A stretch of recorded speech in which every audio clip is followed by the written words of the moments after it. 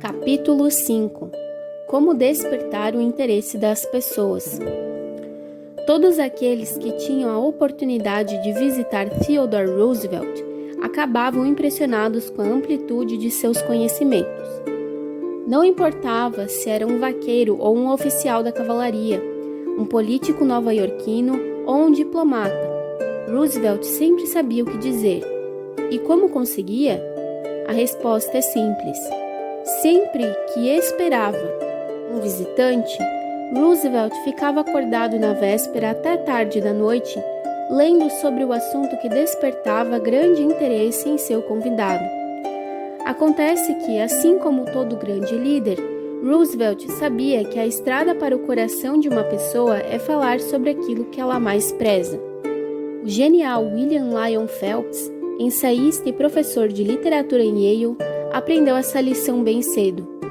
Quando tinha 8 anos, passei um fim de semana visitando minha tia Libby Linsley em sua casa em Stratford, às margens do rio Housatonic, escreveu ele no ensaio intitulado A Natureza Humana.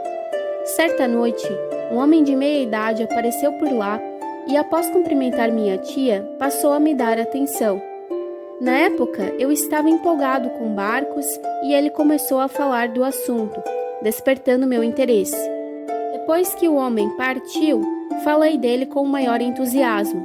Minha tia me explicou que o homem era um advogado de Nova York que não dava a mínima para barcos.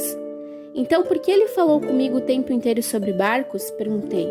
Porque é bem educado, percebeu seu interesse e falou sobre um assunto que sabia que seria do seu agrado.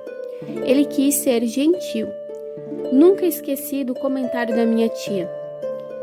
Enquanto escrevo este capítulo, tenho diante de mim uma carta de Edward L. Chalif, um homem muito dedicado ao trabalho dos escoteiros.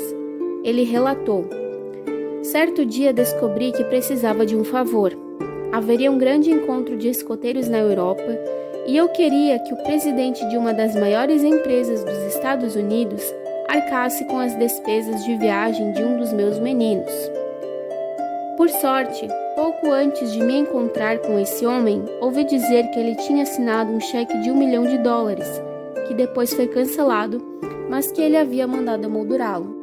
Assim, a primeira coisa que fiz ao entrar em seu escritório foi pedir para ver o cheque. Um cheque de $1 milhão. Comentei que não conhecia ninguém que tivesse feito um cheque nesse valor e que queria contar para os meninos que tinha visto mesmo um cheque de $1 milhão. Ele ficou todo feliz e me mostrou. Fiquei admirando o cheque, depois pedi que me contasse o que tinha acontecido. Reparou que o Sr. Chalif não começou a conversa falando sobre os escoteiros nem sobre o encontro na Europa, muito menos sobre o que ele realmente queria? Falou sobre o que interessava ao seu interlocutor.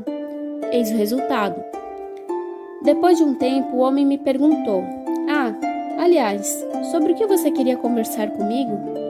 Eu falei e, para minha imensa surpresa, ele não só atendeu ao meu pedido de imediato, como foi além. Eu pedira para enviar apenas um garoto para a Europa, mas ele enviou 5 garotos junto comigo e me ofereceu uma carta de crédito de $1.000 e disse para ficarmos lá por 7 semanas. Também me entregou cartas de apresentação endereçadas aos presidentes de suas filiais, colocando-os à nossa disposição e, por fim, nos encontrou em Paris e nos mostrou a cidade. Desde então, tenho empregado alguns dos garotos cujos pais estão passando necessidade e se mantém ativo no nosso grupo. O Sr. Chalif admitiu que, apesar de tudo, sabia que se não tivesse descoberto o interesse do homem e não conseguisse quebrar o gelo, não teria 1/10 da felicidade que encontrara. Essa técnica é valiosa no mundo dos negócios? Vejamos o exemplo de Henry G. Duvernoy, da Duvernoy & Sons, padaria de Nova York especializada em vendas por atacado. O Sr. Duvernoy tinha tentado vender pão para determinado hotel em Nova York. Por isso, fazia 4 anos que toda semana ligava para o administrador do hotel. Frequentava os mesmos eventos sociais que o homem. Chegou a ocupar quartos do hotel e até morar lá por um tempo para conquistar o cliente. Em vão. Depois de estudar as relações humanas, resolvi mudar de tática, disse o Sr. Duvernoy.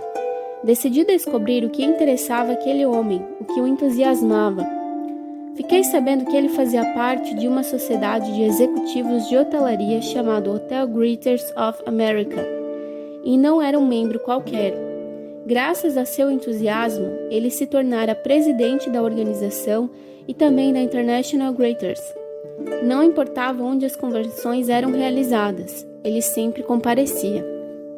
O Sr. Duvernoy contou que quando viu o administrador no dia seguinte, começou a falar sobre a sociedade. A reação dele foi incrível. Ele conversou comigo durante 1h30 sobre a organização, com um tom de voz vibrante, entusiasmado. Percebi claramente que para ele a sociedade não era apenas um hobby, mas uma paixão. Antes de sair do escritório, ele havia me vendido o título de membro da organização. Nesse meio tempo, não falei nada sobre pão. Por fim, satisfeito, o Sr. Duvernoy contou que dias depois, o gerente do hotel lhe telefonou e marcou uma visita para conferir amostras e preços. Não sei o que o senhor andou fazendo com o nosso amigo, mas o homem está encantado com o senhor, disse o gerente. Veja só, eu vinha bombardeando o sujeito havia 4 anos, tentando torná-lo meu cliente, e estaria insistindo até hoje se não tivesse me dado o trabalho de descobrir quais eram seus interesses e sobre o que ele gostava de conversar. Depois de concluir o serviço militar, Edward E. Harriman, da Hagerstown, Maryland, decidiu morar no Belo Vale, Cumberland, também em Maryland. Infelizmente, na época, havia pouquíssimos empregos locais disponíveis e uma breve pesquisa revelou que várias empresas da área pertenciam ou estavam sob o controle de um excêntrico empresário chamado R. J. Funkhauser, cuja ascensão da pobreza à riqueza intrigava o Sr. Harriman. No entanto, o magnata era conhecido por ser inacessível a quem procurava emprego. O Sr. Harriman escreveu: conversei com várias pessoas e descobri que o maior interesse do Sr. Funkhauser estava ancorado na sua determinação para obter poder e dinheiro. Descobri que ele se protegia de pessoas como eu com a ajuda de uma secretária severa e dedicada. Então, antes de tudo, estudei os interesses e objetivos da mulher, para só depois fazer uma visita inesperada a ela. Durante 15 anos, ela vinha sendo um satélite orbitando em torno do Sr. Funkhauser. Quando eu disse que tinha uma proposta que poderia se tornar um sucesso financeiro e político para ele, ela demonstrou entusiasmo. Também falamos sobre a participação construtiva dela no sucesso do patrão. Depois da conversa, ela conseguiu agendar uma reunião com o Sr. Funkhauser. Entrei no imenso e impressionante escritório dele, determinado a não pedir um emprego diretamente. Ele estava sentado atrás de uma grande escrivaninha quando me perguntou com uma voz poderosa: "O que foi, meu jovem?" "Sr. Funkhauser, acredito que posso ganhar dinheiro para o senhor", respondi. Ele se levantou na hora e me convidou a sentar em uma de suas grandes poltronas estofadas. Enumerei minhas ideias e qualificações para concretizá-las e expliquei como contribuiriam para seu sucesso pessoal e o sucesso de seu negócio. R.J., como passei a chamá-lo, me contratou na hora e há mais de 20 anos venho ampliando seus empreendimentos. Prosperamos juntos. Quando nos concentramos nos interesses do outro, o resultado é recompensador para ambas as partes. Howard Z. Herzig, líder no campo das comunicações empresariais internas, sempre seguiu esse princípio.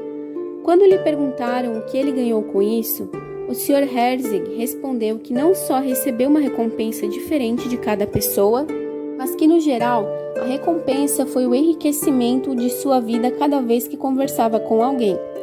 O que o Sr. Duvernoy, o Sr. Harriman e outros neste capítulo descobriram foi o tesouro das relações humanas. O conversador mais fascinante que você conhece não tenta impressioná-lo com seu conhecimento sobre as aves da Cornualha, nem o entendia com os minúsculos detalhes das próximas núpcias da filha, embora, sem dúvida, seja muito bem versado nesses tópicos. Você aprecia sua companhia porque ele fala do que interessa a você, sobre as opiniões que você tem, e quem não gosta disso? Diplomatas, cortesãos, reis e rainhas de toda a história usaram esse princípio para negociar alianças políticas, conquistar amantes e fazer fortuna. Se você também o usar, os dois lados sairão ganhando. A outra pessoa adorará conversar com você e você também receberá uma recompensa, a ampliação de sua vida toda vez que conversar com alguém. Princípio 5. Fale sobre assuntos que interessam ao outro.